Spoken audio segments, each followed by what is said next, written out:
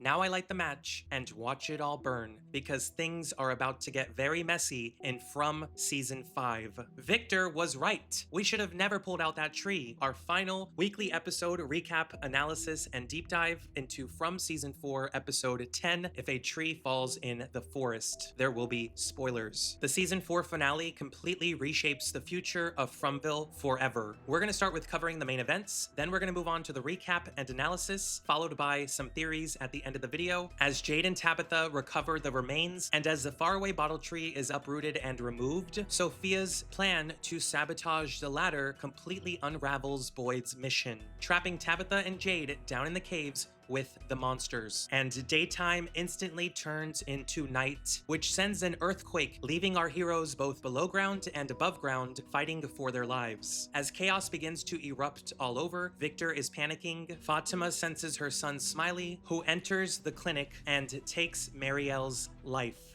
Elgen is offered a bargain to go home in exchange for helping the man in yellow, but with integrity intact and a send-off prayer, Elgen has his life taken by Sophia. And upon Elgen passing away, daytime returns. Sophia begins her plan to round up every talisman in town. Meanwhile, giant red storm clouds start to break out, and while Boyd and his team try to figure out what to do next, they learn that Tabitha and Jade survived, and Boyd sets out on a solo mission to go rescue them. As he is about to leave, Ellis and Fatima are determined to help him go down there and rescue Tabitha and Jade. Victor arrives to his room to find his father Henry, who tries to take out Victor and almost accidentally takes out Ethan, and Victor ends up saving Ethan's life. As Sophia and Clara finish collecting every talisman in town, Boyd, Fatima, and Ellis head into the caves to find Tabitha and Jade. And after using her powers to detect the monsters, Fatima, in her final moments of humanity, tells her loved ones, "Remember who I was,"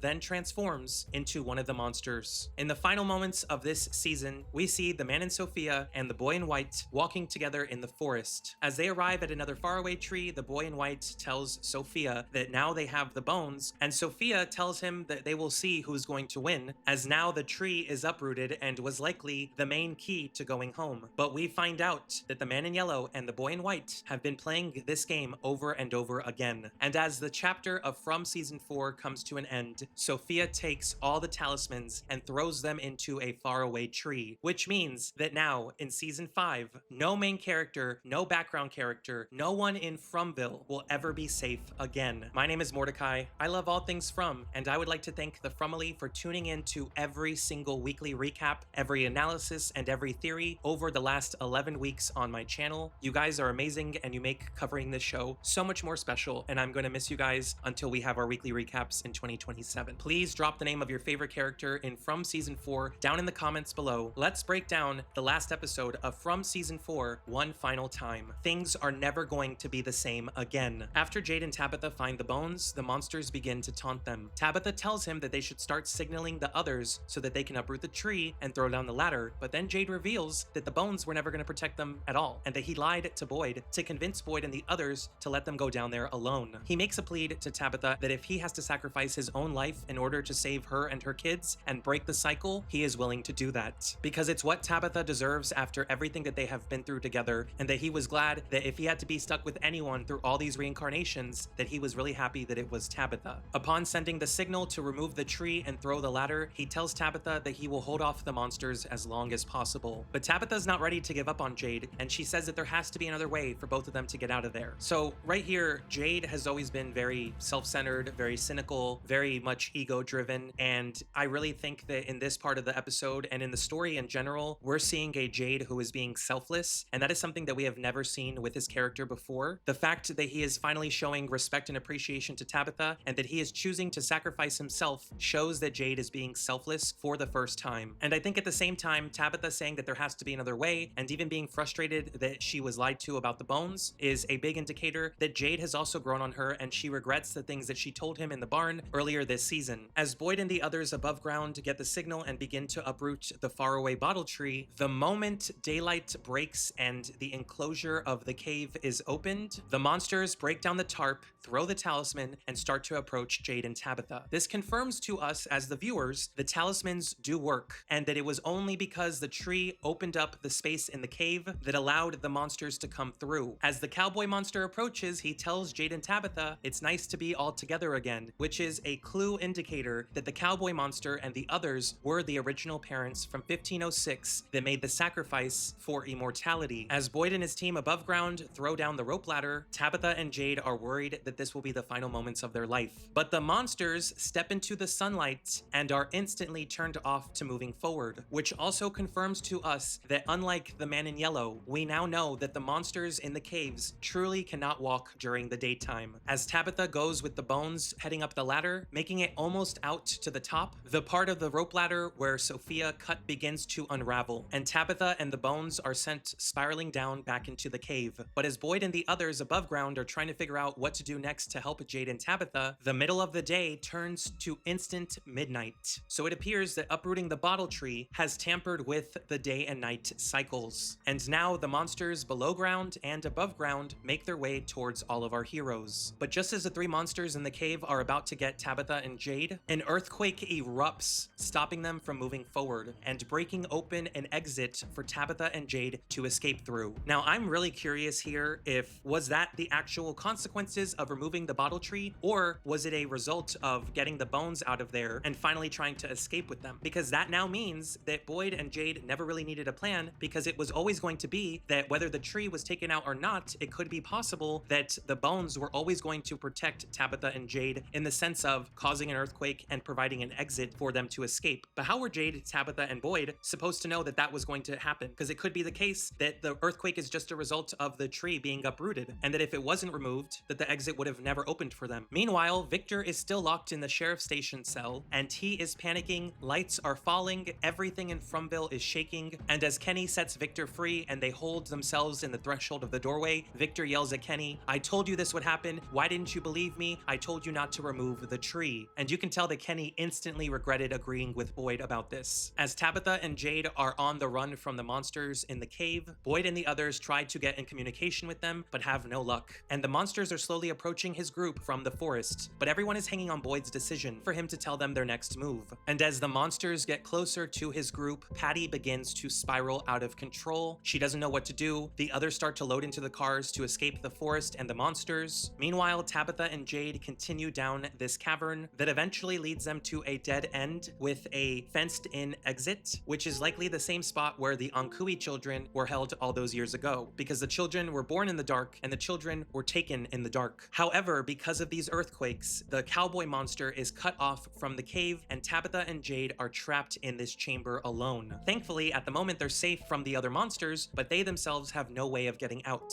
leaving them stranded. Now, I'd like to remind the FROMily that we know after the events of season 3, with what happened with Smiley and Miranda, Victor's mother, the monsters could run after the characters if they wanted to, but they are enjoying every moment of this game. And Boyd not being able to make a decision as quick as possible could have cost the lives of everyone around him. We then see Bacta, Acosta, and Sarah in the front seat of the van, while Boyd is comforting Patty in the back seat, who is fully flipping out and does not want to be in this place a minute longer. Now, I would like to say that this scene with the 360 camera, visually and cinematically as a visual arts major, I just absolutely loved every moment of it. It really felt like this was watching a movie version of From, and it feels like this is a big taste of what we can expect in season 5's cinematography. And I just really enjoyed seeing Bacta, Acosta, and Sarah all together, and the dynamics of the camera and them all being on the run from the monsters. But Patty is over it. She lost her friend Roger earlier this season. She was attacked by the giant voodoo dolls. She also had her life saved by Elgen from Roger. Patty is ready to go. Boyd tries to tell her we're almost back to town, and she says it doesn't matter. Nowhere is safe anymore. Even if we get back to Colony House or the town, we made this place angry, which is a callback to season 2, episode 1, when Clara had gotten her eye patch after the radio failed and the storm came for Colony House at the end of season 1, and right before Jade saw the root tree symbol on the wall behind Clara, she told Jade, "I think we made it mad. I think this place is angry at us." And now, in season 4's finale,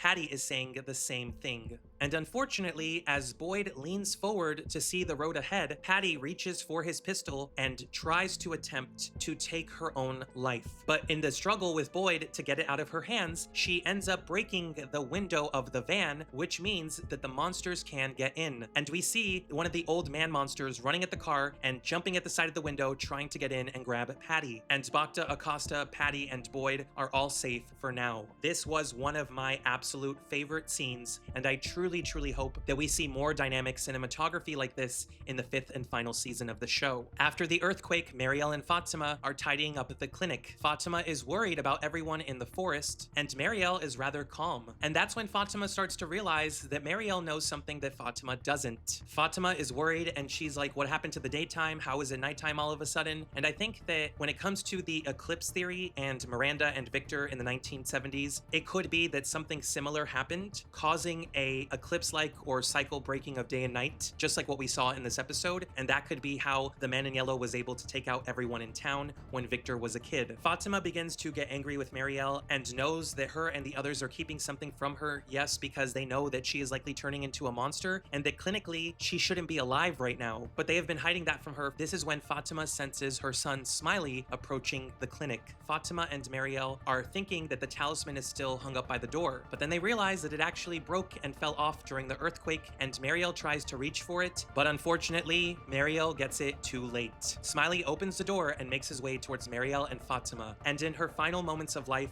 Marielle does all she can to protect Fatima. As Smiley bursts into the bedroom, he calls Fatima Mother. Marielle tries to do everything she can to protect Fatima, but Smiley is too fast. He slashes her and gives her a life-threatening injury. But Fatima, enraged at Smiley, starts to shriek like one of the monsters, and this horrifies Marielle. Smiley just smiles at his mother Fatima and says, interesting, and then I noticed that he nods his head like this, which implies, good to know, or I'll see you soon. Fatima holds Marielle together with a towel so that Kristi can make it in time to see her fiancé one final time. But Marielle is horrified at Fatima. She realizes in her final moments that Fatima is turning into one of the monsters. Kristi and Ellis arrive in the truck to the clinic, and Smiley gives them the look of, yeah, I just got both your girls, which was honestly kind of wild, the way that scene was filmed, because the horror that rushed over Kristi and Ellis's faces, this is a full circle observation, right? Because we are going back to season 2. In season 2, during Smiley's autopsy, Marielle was asleep and she had a nightmare that Smiley was going to return one day and break into the clinic and come for her. And now it seems that that has come to fruition, which is also a longtime fan theory for the last couple of years that is now officially confirmed. Randall, Ellis, and Kristi break into the clinic and Kristi sees her fiancé passing away. Marielle apologizes to her. She tells her that she is scared about what comes next. Marielle earlier this season explained that the souls of people who pass away here are trapped forever and that there is nothing in the next lifetime. Knowing all this, she is horrified for Kristi and herself. And all I just gotta say is, like, during Pride Month,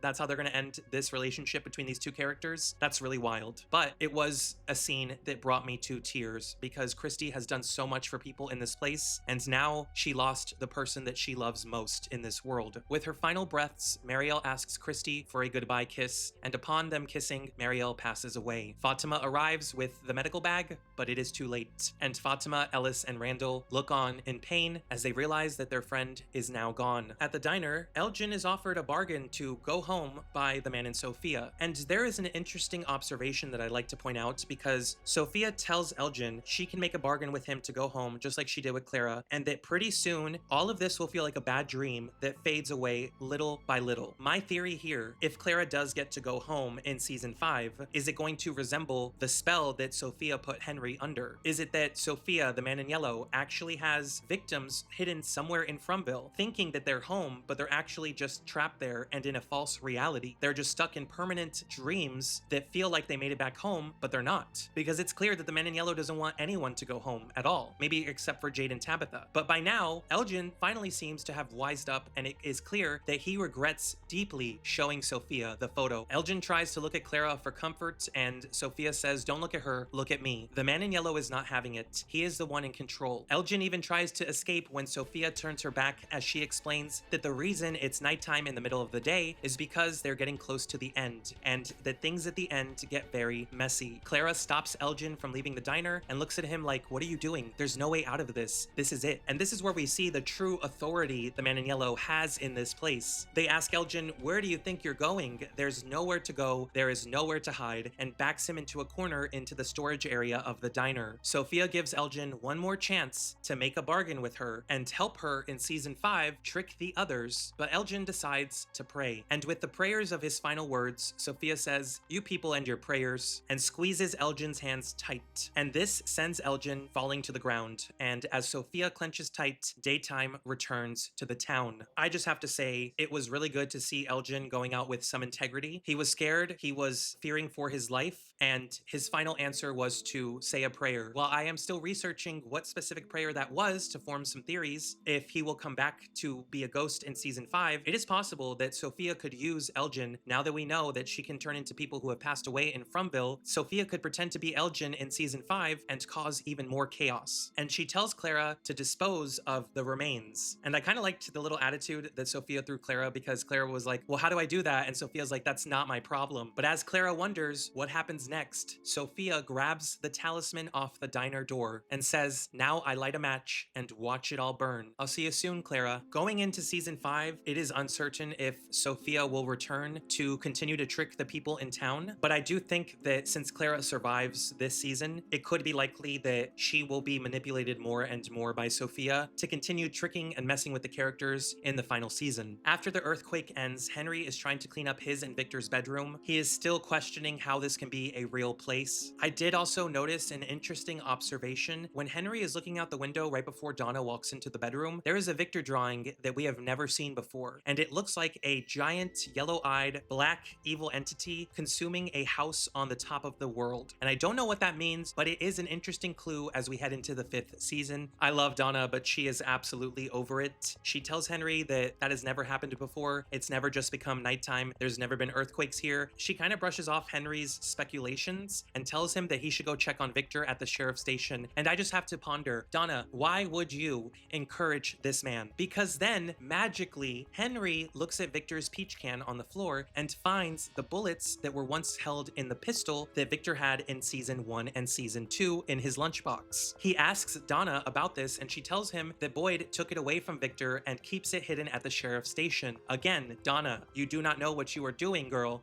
You are costing Victor's life at this moment. And then Henry has a memory of the spell from the man in yellow, of Happy Victor telling him that the dream will provide him everything he needs to forcibly detach himself from the anchor in this place. And this is what confirms for Henry that this place is not reality, and that he is going to have to do the worst thing he can think of to his son Victor to get out back into the real world. I would like to point out here that Boyd's wife Abby had a similar scenario happen in season 1. We saw through Boyd's flashbacks that Abby had similar events to Henry, but we do not know as the viewer if those things and those dreams that Abby was having were actually caused by the man in yellow, or if the man in yellow was there during that time tricking Abby while Boyd was in the forest, messing with Abby's head. It is still unconfirmed at this time, and with all of the things about Abby throughout season 4, it seems that she was trying to warn Boyd about this. And I will say it was kind of a bummer that we didn't get any follow-up regarding Abby, the Viewmaster, and even the golem that Fatima made in the finale, but it is clear that those answers are coming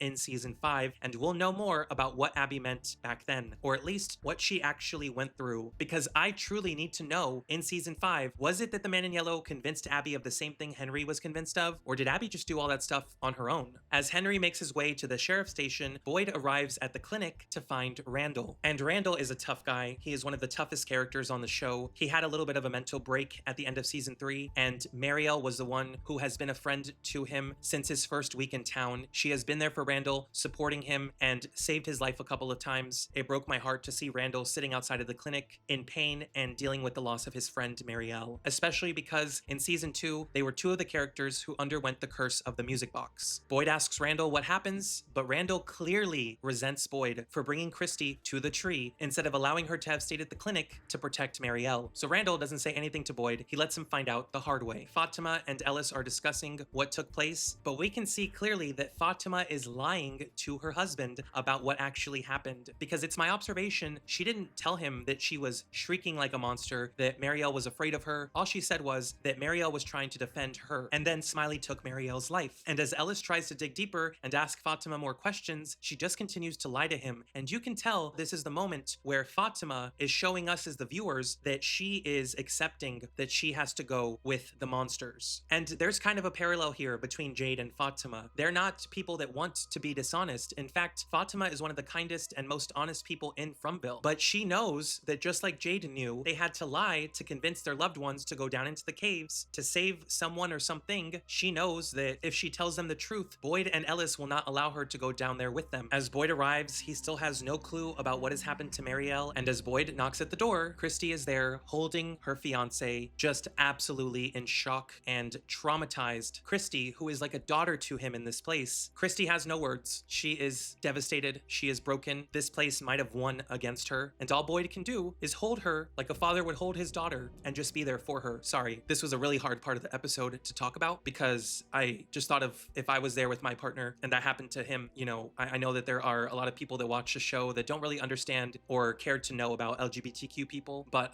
Kristi and Marielle were a beautiful couple, and Kristi in season 2 made it very clear after Tilly came to the clinic to bring the medicine and tell her about Sarah coming back to town with Boyd. She told Marielle, what if this place is trying to punish me by bringing you here, and what if something happens to you one day? And now that's happened. And Boyd, all he can do after everything that they've been through is just hug Kristi. I noticed that the way that the scene was written, the way that the creators of the show mapped out this scene was extra devastating because Kristi had not fully cried until Boyd started to hug her. That's when she broke fully and just let it all out. I think it was the most tragic scene of the series between Kristi and Boyd and Marielle, and I think that it was one of the most intense and powerfully written moments between Boyd and Kristi as characters. But I cried because I felt the same way I felt when the monsters took Kenny's mom. This was a really hard scene for me to watch, and I know that there are going to be people who don't care about this, but as somebody who is a part of this community, and it's Pride Month and just like all this stuff, like losing one of the main LGBTQ characters in the show and Kristi losing her fiance, she has no one to go back to now. Marielle was her home, and now Smiley took that away from her. And I'm worried and concerned that my theory is she is going to resent Boyd for making her go to the tree when it truly was not necessary for her to go there. Now, it could be possible that had she stayed, her and Marielle could have both lost their lives. So it is better to have one of them have survived. Kristi will not want to, I think, heal anyone anymore or help with injuries. And, you know, I think that this is getting to a point where this is really what the man in yellow, what Sophia said, they're tearing each other apart. I think that that is going to continue in the 5th season. And I know that Fatima and Ellis, at least Fatima, feels a lot of regret because you can tell in her facial expressions and the way her character is expressing herself that she truly regrets having brought this upon her friends. After this tragic scene, we are taken back to the uprooted bottle tree, a giant red thunderbolt ejecting from inside of the tunnels into the sky. Boyd, Fatima, and Ellis run out of the clinic to look at the skies above them, and all they see are red flashes of lightning erupting all over the sky. This may seem like a parallel to many other sci-fi shows. I think that this is very unique to From in the sense of my theory here is that this lightning tells us the positioning of where Fromville actually is. This red lightning is similar to the sprites, or rather spirit lightning, the red lightning that is known from the Native American culture back in the day about a particular lightning that happens in the mesosphere. The mesosphere is above the usual level of the sky's atmosphere where clouds and thunderstorms happen. It is a level above that, closer to the ozone layer and outer space, with the radio tower in season 1 working at a certain level, and the way this storm worked out, and especially the red cave painting that I think is Cthulhu, and now this storm kind of resembling that. It really feels like this is the creator's way of informing us as the viewers that Fromville is actually suspended in the sky, and that this reaction that the town and the forest and the caves are having by unleashing these red lightning bolts is a clue to tell us where Fromville actually is compared to the real world. Donna, Julie, and Ethan, along with the rest of Colony House, look up to the sky in fear. They don't know what this is, they do not know what it means, and I thought that there was an interesting parallel here because in season 1, Jim and Donna were at the radio speaking with the man in yellow, and there was a storm that came to town because Tabitha was digging the hole. And now in season 4's finale, we have Jade and Tabitha digging up the bones, the bottle faraway tree being taken out and creating a hole, and now another storm where Donna is with the Matthews children looking out for them while one of their parents is trying to save everybody. So to me, honestly, this really feels like the cycles of the story retelling themselves over and over again. But when Julie and Ethan see that the car arrives with everyone else and not Tabitha and Jade, they get really worried. Donna runs to ask Acosta what happened, where's Tabitha, and it does not look good. And while we as the viewers understand that at this moment Tabitha and Jade are still alive, Acosta, Boyd, Donna, Julie, Ethan, they all presume that the worst has happened, and this sends Julie and Ethan in a downward spiral. Meanwhile, Sophia is making her way around the town collecting more talismans. Henry goes to look for Victor at the sheriff's station and instead finds Victor's pistol. Kenny comes in, kind of suspicious, and Henry's just like, oh, did you see that red lightning? That's so weird, and he runs out. And I really wish that Kenny would have caught Henry in this moment. Had Kenny arrived a moment sooner, he would have very well been aware of the fact of what Henry was trying to do and would have stopped him. Ethan, Julie, and Donna sit down in the colony house kitchen to try to collect themselves. Ethan is a mess, and as Donna begins to reassure the Matthews children that everything is going to be okay, the cabinets start to slam and open by themselves, which is a callback to season 4 episode 2, where the Matthews family was home and the cabinets in their kitchen were going haywire. And I still think that my theory that this could be Jim on the other side trying to warn them is what that is, but I wouldn't understand why Jim would be throwing dishes at his kids or Donna. But either way, the three of them evacuate the kitchen, and this is where, for the second time in the series, Ethan Matthews begins to break down and lose hope.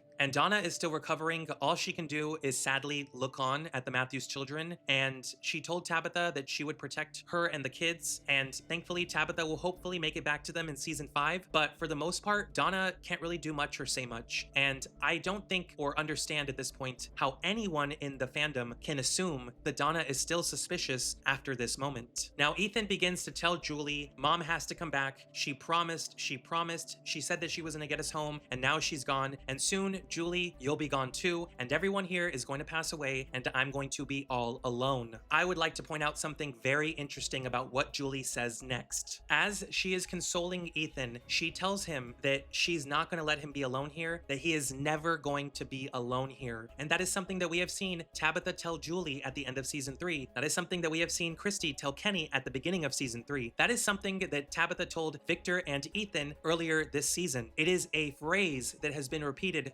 so many times now that what I think happens here in this scene, Ethan is holding his hands by his head and his face is swelled and red and he is just so worried and he is bawling his eyes out. And the way he says, that's the exact same thing she said, I can't.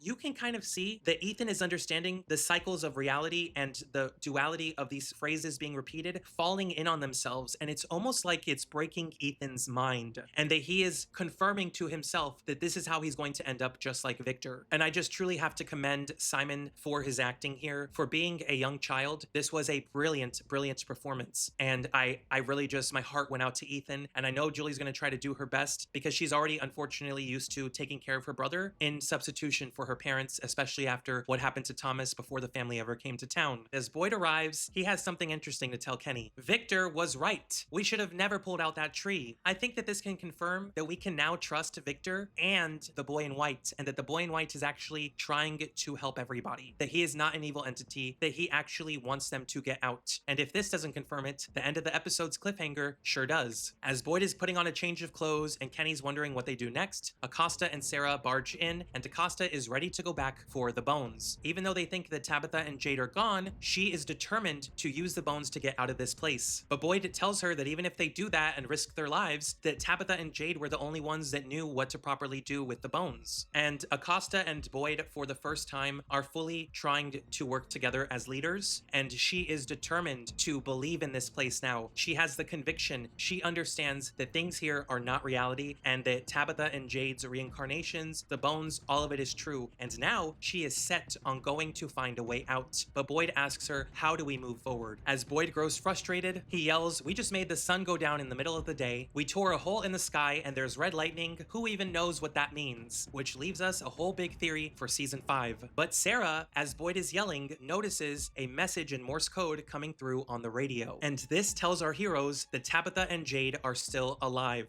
And it almost felt like this was a miracle, and that hope is what did this. The battery lasted long enough for them to get one final message, and the coincidence and just perfect moment that everyone was at the sheriff's station and that Sarah was able to help Boyd realize that the radio signal was being sent. This is the last threshold that gives them all hope that there is still time to find a way out. Tabitha and Jade think that they are on their own, so they start to dig under the fence to see if they can remove the wooden posts. But it's useless, it's not working, they are trapped there, and if they don't get out in time, this will not end well for either of them. Tabitha still has hope that she and Jade are gonna get out of this place, but she does tell Jade that in case the worst happens, she just wants to say thank you. And Jade slickly says in his cynical manners, oh, you know what they say, women and children first. And then he humbles himself and shoves his ego down, and he says, you're welcome. I just want to point out, this feels like in season 5, we actually may see some type of emotional or romantic relationship build between Jade and Tabitha. As Randall helps Kristi get Marielle's remains taken to the church, Boyd stops by one last time to inform Fatima and Ellis that he is going to go rescue Tabitha and Jade on his own. And this part of the episode ends our story arc for Kristi and Marielle as well as Randall. We do not see them the rest of the finale, but I do want to say, while I am heartbroken for Kristi, if they are heading to the church and there is no time for a funeral, I do think that in season 5, Kristi could be the person to let the light burst out in the church that we saw in Miranda's paintings at the beginning of season 3. I truly feel in my bones, let's say, something is going to happen that's going to be cathartic or an epiphany for Kristi. Something is going to be unleashed by Marielle that is going to cause the lights bursting out of the church like we saw in Victor's mother's painting in the basement of Henry's home. I don't know what that is. I don't know how it'll happen, but we don't know what Marielle's nightmare was. And we know that it's likely that Kenny's mom's dream was for the town to be fed, which is why when she passed away in season 3, Kenny and Jim found all that food the following morning. Marielle could do stuff on the other side to protect Kristi, or her dream could come to life and provide a guiding light, the light in dark places that Sophia was talking about earlier this season, so that Kristi and the others can have a chance at having a power that they didn't have before. But Ellis is upset that his father wants to risk his life to go rescue Tabitha and Jade alone. And Boyd does not want to put Fatima or Ellis at risk, but honestly, y'all, it's time for Fatima and Ellis to become useful. Fatima confesses to Boyd that she felt and saw Smiley coming towards the clinic, and that she can be of help by going into the tunnels and them using her as a radar to detect the monsters to save Tabitha and Jade. And Ellis does not doubt his wife, and this is because she lied to him about what is actually going on in her body, about her becoming a monster. And so Ellis is like, Dad, this is it. We have to go. If you go out, we go out. We're gonna go rescue them together. So I don't want to hear after this from anyone in the fandom that Ellis is useless anymore, because this man is about to have his heart broken. And while Sophia is rounding up the final talismans from the sheriff's station, Victor finds his father Henry in their bedroom. And like, can we just give Scott McCord and Robert Joy Emmy or like awards for their performances this season? Because the way that Victor walks into the room, looks at his dad and says, today was scary. Nothing like that has ever happened before. My heart just kept breaking for Victor as I waited to find out what his fate was going to be. He asks his father, why are you sitting here all alone? Now, if you remember earlier in this season, when Victor was talking to Ethan and Tabitha, he was told by the boy in white when he was a child, when you are alone here and you feel alone here, this place can scare you even more and take advantage of you. And so him telling his father, you know, why are you sitting here alone? That tells us that the reason that Sophia's spell worked, the Man in Yellow's spell worked on Henry, is because Henry was alone the last few days, and he let this false reality convince him that Fromville and everything, and even his son here, was not real. Also, did anyone notice that Victor pulls up a yellow chair to talk to his father? Victor's worried that he did something wrong. He tells his father, when you got here, you were so happy and positive, and then, you know, I even moved you into my bedroom to be roommates, but then when I told you what happened to Mom with the Man in Yellow, ever since I showed you that drawing, you've become different. You're not happy anymore. And Henry tells his son, nothing here is real, and I'm so sorry for what I'm about to do. And Henry reaches for the pistol and is about to take Victor's life. And Victor asks his father, where did you get that? Because he recognizes it's the one he had in his lunchbox in earlier seasons. Now, keep in mind, when you're rewatching this episode, if Victor, being the original child from this cycle, were to have lost his life, everything would have reset. And it is likely the boy in white maybe didn't know better. He was probably trying to have Tabitha bring Henry back to Fromville in season 3 to give Victor motivation to help with answers, to help them all get out and find a way home. But it is clear that the Man in Yellow, Sophia, took advantage of this opportunity and used Henry to remove the anchor of Victor, which if Victor likely was the boy that Sarah was told in season 1 by the voices to take out, and it wasn't Ethan, then Victor, if he had lost his life in that moment, would have reset everything and everyone would have lost. As Henry is about to take Victor's life, life. Ethan steps into the doorway, and as soon as Victor sees Ethan, he is not concerned about his life. He is concerned about protecting his best friend. He throws Henry back, grabs him by the shirt, and starts yelling at him, "Why would you do this? Something in this place has lied to you. You promised you came here to help me and protect me, and now you're making things harder." And he just shakes his father and angrily asks him, "Why would you do this?" Another observation that I would like to analyze here for a moment is that Victor and his father's relationship was strained for 40 years. They both dealt with it in their own ways.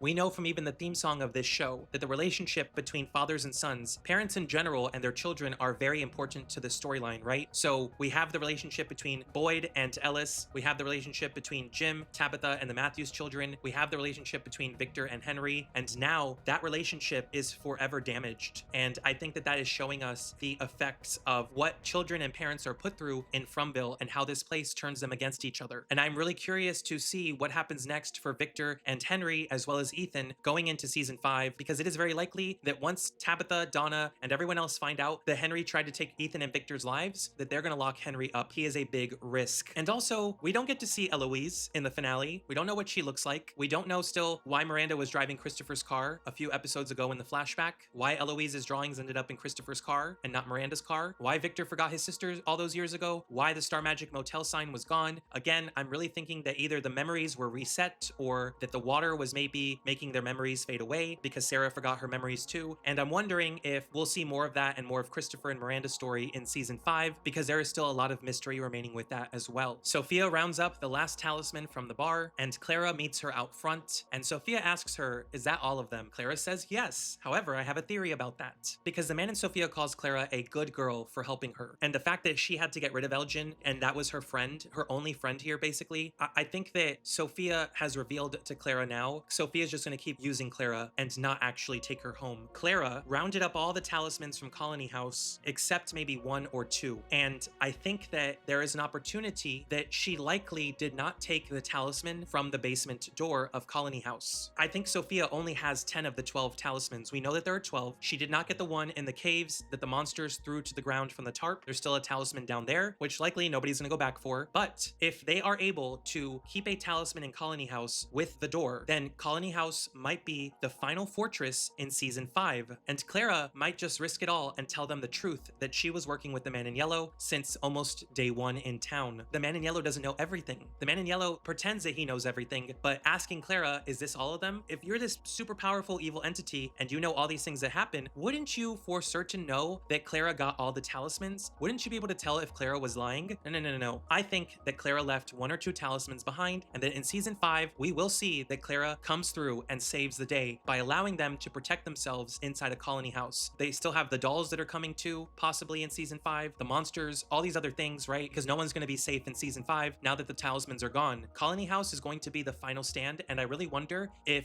Sophia is going to light that match and set Colony House on fire, just like we have always seen Victor's drawing of Colony House in flames on the walls of his bedroom. You can see just how scared and worried Fatima really is, but she knows that this is what she has to do to protect everyone for the greater good, is using herself as a radar to detect the monsters through the tunnels, kind of like a monster GPS. Jade and Tabitha's efforts to dig out the posts do not work, and they decide to use the bones to do so. And then when Tabitha picks up one of the remains, she realizes that it was their daughter that we saw at the end of season 3, who helped her parents remember what happened in 1506. And we get this interesting moment where Tabitha is remembering and almost like playing it together. And this wasn't filmed, it seems, in season 3. This does seem like a new piece of footage. I think it was to kind of humanize their daughter as more than just a spirit. And even Jade and Tabitha are having a hard time processing that they are having to use these bones to physically escape this place. But thankfully, Fatima sees through the monsters and finds out where Jade and Tabitha are, and Boyd is able to use his pistol to break the wood and set Jade and Tabitha free. But as the 4 of them try to make their way out, Fatima stops cold. Ellis is confused, he doesn't know what's about to happen. He and Boyd try to rush her out, and Fatima turns around and looks at them, and she tells her father-in-law and her husband, "Remember who I was." And in a tragic act of heroism, Fatima turns around and transforms into one of the monsters. And now our theory since season 2 or 3 is confirmed that Fatima was always going to turn into a monster. Ellis and Boyd are devastated at this reality. Fatima is gone. She is now a monster. I do wonder if there is a way to undo do this transformation, because this means now Fatima protecting her loved ones and screaming at the monsters and holding them off. Is she going to have powers to manipulate the monsters and Smiley so that they don't harm anybody in season 5? Or now that the talismans are gone and nobody is going to be safe again, is it possible that Fatima will haunt and taunt every one of her loved ones in season 5, trying to get them to come out of Colony House? Are we going to see an evil version of Fatima in the 5th and final season, and will there be a way to change her back? Are they going to use the golem to do so? Is a part of Fatima's original soul in the golem? I know that a lot of you guys don't like Fatima and Ellis, and you feel like Fatima is a useless, pointless character, but Fatima has been an important pillar of this story since season 1. She was the hope and the light of this place, and now this place has won. It has blown out the light and hope within Fatima, and I truly hope and pray that there is a way to bring her back to her actual self. In the final moments and the cliffhanger of this finale, Sophia, aka the man in yellow, and the boy in white walk together to the nearest faraway tree. Sophia makes an interesting comment saying, "Oh, look at you all grown up," implying to us as the viewers, the boy in white has never aged before. He tells Sophia in almost a way that a younger brother would tell his older sister, like unfairly, of the sister cheating at a game, but they still have the bones. They got the bones out. And Sophia is just like, yeah, but the tree is still broken. So this tells me as a viewer, they have played this game over and over again, and that the man in yellow has won over and over again. And we know this from all the clues throughout the entire series, but now this confirms to us that the man in yellow is evil and the boy in white is good and trying to help. But because now it is confirmed that these two entities are playing a game, it is clear that the monsters have rules, the man in yellow has rules, the boy in white has rules that are all different that they all have to abide by. And I really wonder if it circles back to the chess theory, going back all the way to season 1, episode 1, and episode 2 and 3, where Kenny is talking about not having any spaces left on the chessboard, his father and him playing chess, Jade even using the chess piece earlier this season to build the map of the tunnels. It seems that the boy in white has never won a round before, but there is something interesting that Sophia says in the final moments of this episode, because the boy in white tells her, "You're gonna lose this time," and Sophia just says, "We'll see." And that implies to me, again as a viewer, the man in yellow, Sophia, does not actually know what is going to happen next, and that even though she is pleased with every bit of chaos that has been caused in the finale, even she does not think or know that she's going to win. There still could be a chance for Tabitha and Jade to get everyone out, because they've never made it this far in the story before. And now, not even Sophia, who is still evil, understands or knows what is going to happen next, because the next part of the story, season 5, is part of the story that has not been told yet. And in the final moment of this episode, Sophia throws the talismans into the faraway tree, and a talisman hits the camera and cuts to black, which again, just a beautiful cinematic transition from the producers and the camera crew. Like, that was brilliantly done. I really commend them for ending the season on that cliffhanger, because now we're going to move into season 5 theories as we wrap up the final episode recap of this season. It seems to me that Sophia, as the man in yellow, is not technically allowed to fully steal the talismans, and I think that she could have just dug a hole and put them in the ground and hid them from everybody. Putting them through the faraway tree allows a fair loophole, let's say, where the characters don't have the talismans, but they could be found throughout Fromville and in the forest in season 5. It could be that all the talismans end up in different locations, and Boyd and the others will have to hunt them down and reunite them with each enclosed space so that they become safer and safer to be able to buy more time in season 5. Unless, for some reason, the talismans were sent somewhere that our characters can never access. Because how is Sophia so certain that the talismans are going to end up together in one spot or somewhere else? I don't even think that the man in yellow or Sophia knows how the trees work and just has to redistribute. It's almost like re-rolling a dice or redistributing a deck of cards after you shuffle, right? You can't steal a card from the deck, but if you take a few of them, you can redistribute them into the deck, and then you have to find them as you go through. So I think that that's going to be something that might happen in season 5. Now, as far as Ellis, Fatima, and Boyd are concerned, I do have hope that Ellis and Boyd will find a way to restore Fatima's humanity and bring her back, because it is clear that in earlier parts of this season, when Fatima was going to the clinic, Ellis was worried about her. Fatima had already accepted that she was going to become a monster, and that if it meant risking her life, it was worth it so that Ellis and Boyd can get home. But Ellis tells her, there is no home without you. So in season 5, is Ellis going to believe in Fatima's golem? Is he going to activate it and use it to restore Fatima's humanity? Another theory is, now that the bottle tree is uprooted and broken, is there a way to replant it or a way to fix it? Because it has become very clear that Tabitha and Jade were most likely supposed to take the bones and walk through the faraway tree, which would have likely brought everyone home. And it kind of makes sense to me that that was what was supposed to happen, and that's why the boy in white told Victor for them not to remove the tree, because had everyone just listened to Victor and the boy in white, they could have all been been going home at the end of this season. But now there's going to be another 10 episodes where they have to figure out how to repair the tree or find a substitute tree or even make a new bottle tree that takes them all home. I do wonder though, when Tabitha and Jade, Boyd and Ellis get back above ground, what kind of chaos or blessings is that going to cause? Because I really think if Tabitha would have made it above ground with the bones, we would have seen something magical or like miraculous happen. Could that be what leads to the church and the light with Kristi and Marielle at the beginning of season 5 if that does happen? One thing is very certain though, Boyd and everyone else in this town, Tabitha, Kenny, Jade, none of them will ever question or distrust Victor and the boy in white ever again. Now they know that the boy in white and Victor have the answers to getting home and that they must be trusted at all costs. So I do wonder if now that this has happened, will the boy in white appear to everyone in town, reveal himself alongside Victor, and give them a way to find a way out? Another theory is that there is going to be no 24-hour day and night cycle now that the tree is broken. It can be day or night at any given moment. If you're outside or inside of a location that has no talisman, it is very likely that you are going to be at risk. But the saving grace here is that Donna and Boyd, they know how to survive in Fromville without the talismans. The old hiding places are all still there. They survived without talismans for years. So I think that they're going to kind of soft reboot everything and that people are just going to have to hide out in the hiding places underground like they used to. Another thing I'm wondering theory-wise, Eloise, Abby, Miranda, Christopher, these are all plot lines that are being saved for every episode of season 5 to just deliver answer after answer after answer, because the main story is officially over. Everything is coming to an end. All there is left is to just give answers and explanations for our characters to find a way home. But with that said, now that nobody is safe anymore, it is very likely a lot of the side characters, background characters, people in town like Patty are not going to survive the first couple of episodes of season 5, and that it's going to be down to our main 12 to 18 characters. I think that that would work out fine because we would have more of a focus on the main cast. Everyone is going to be wondering what that storm was, what the earthquake was. Nobody in town that's a background character knows what just happened.